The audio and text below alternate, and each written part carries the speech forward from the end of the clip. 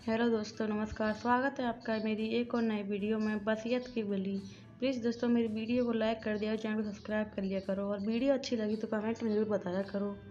वो कहते हैं ना, बुढ़ापे में आकर एक साथी की बहुत ज़रूरत होती है। पति के बिना पत्नी और पत्नी के बिना पति कितना अधूरा हो जाता है, इसका बुढ़ापे में एहसास होता है। माँ के जाने के बाद तो बाबूजी की भी जीजी सा समाप्त हो गई थी, इसलिए वे भी जल्दी ही हमें छोड़ कर चले गए। जब तक माँ बाबूजी थे, मैं मायके कभी भी चली जाती थी, किंतु बाद में पता नहीं क्यों एक लक्ष्मण रेखा सी खिंच गई। 1 साल हो गया था मुझे मायके गए, यहाँ तक कि रक्षाबंधन पर मैंने राखी भेज दी थी। इस बार भैया के बहुत आग्रह पर मैंने छुट्टियों में मायके रहने का 2 दिन का छोटा सा प्रोग्राम बनाया। पूरे रास्ते ट्रेन की गति और मेरे ख्यालों की गति जुगलबंदी कर रही थी।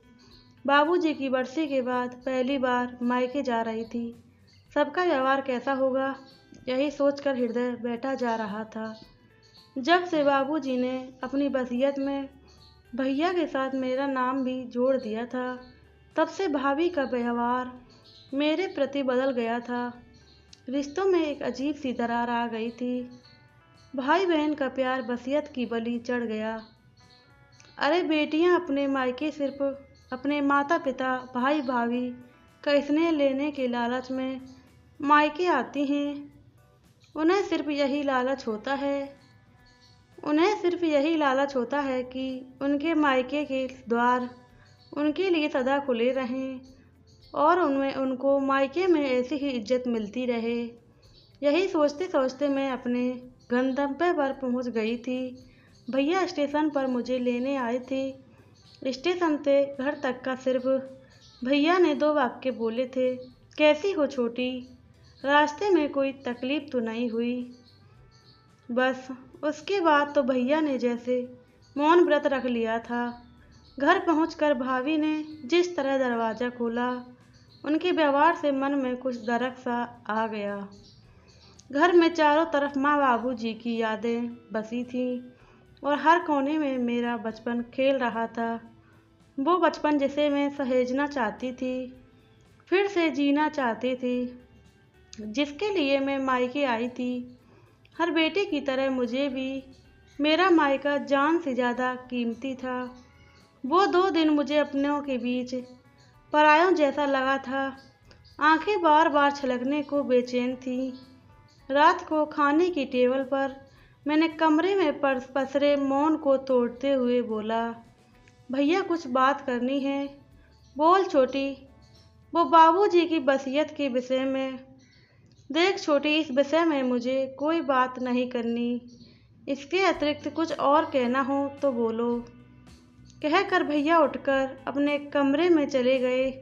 स्नेहा, तुम सिर्फ 2 दिन के लिए अपने मायके आई हो, आराम से रहो, भाभी कहकर टेबल से सामान उठाने लगी। सिर्फ 2 दिन, भाभी के कहे ये शब्द मेरे कानों में शीशा घोल रहे थे। मैं बिना किसी कसूर के अपने मायके में मुजरिमों के कटघरे में खड़ी थी, जिसकी सुनवाई होनी नामुमकिन सी थी। जिस घर में मैं पली बड़ी, वो घर मेरा मायका अब पराया सा प्रतीत हो रहा था। जैसे तैसे 2 दिन गुजार के अपने घर वापस आ गई। अपने घर वापस पहुंचते ही भाभी का फ़ोन आया, इसलिए ठीक से पहुंच गई तुम? रास्ते में कोई परेशानी तो नहीं हुई? वो थोड़ा हिचक कर बोली, हाँ भाभी, पहुंच गई मैंने रुंधी हुई आवाज़ में बोला। इसलिए ये लिफाफा तुम टेबल पर छोड़ गई थी? वे फिर हिचकते हुए बोली, भाभी छोड़ नहीं गई थी, रख कर आई थी आप लोगों के लिए। स्नेहा, तुमने ये क्यों किया? भाभी, मैंने सिर्फ अपना फ़र्ज निभाया है। यही बात तो मैं आप दोनों से करना चाहती थी, पर यह तो आपकी ही अमानत थी, वापस तो मुझे देनी थी। बाबूजी ने अपनी प्रॉपर्टी में मुझे हिस्सा दिया, ये उनका फ़र्ज था, और उस हिस्से को जिसका हक था, मैंने उसे वापस करके अपना फ़र्ज निभाया। भाभी, मुझे प्रॉपर्टी नहीं, आपका लोगों का प्यार चाहिए, साथ चाहिए, और वो अपनापन चाहिए जिसके लिए बेटियां अपने मायके आती हैं। मायका एक बेटी के लिए उसका अस्तित्व होता है। उससे दूर होने की जो पीड़ा होती है वह बहुत ही असहनीय होती है। मेरा मायका वसीयत की बलि चढ़ा रहा था। भाभी, ऐसी प्रॉपर्टी का मैं क्या करूँगी? भाभी जो मुझे मेरे मायके से दूर कर दे, मेरे भाई को मुझसे दूर कर दे। मेरे लिए ये पेपर्स बोझ थे। मैं तो पहले ही आपको देना चाहती थी, किंतु मायके के रास्ते जाने पर कदम थम जाते थे। भाभी, मुझे कभी भी प्रॉपर्टी का लालच नहीं रहा। मुझे तो सिर्फ मेरे मायके का लालच था। मुझे तो सिर्फ मेरा मायका चाहिए था, कहकर मेरी आवाज़ में मेरे गले में अटक गई। छोटी, तू कब इतनी बड़ी हो गई, पता ही नहीं चला। तेरी बातों ने तो मुझे बौना कर दिया। हम तो स्वार्थ और गलतफहमी की आग में अपने रिश्ते सुहा कर रहे थे। मुझे माफ़ कर दे छोटी। तेरा मायका तेरा था और तेरा ही रहेगा। दूसरी तरफ से भैया की आवाज़ सुनकर अब तक आंखों में रुके मेरे आंसू अबरल बहने लगे। प्लीज़ दोस्तों, आपको वीडियो कैसी लगी कमेंट में ज़रूर बताना। अगर वीडियो अच्छी लगी चैनल सब्सक्राइब करो, वीडियो को लाइक करो, शेयर करना बिल्कुल ना भूलो।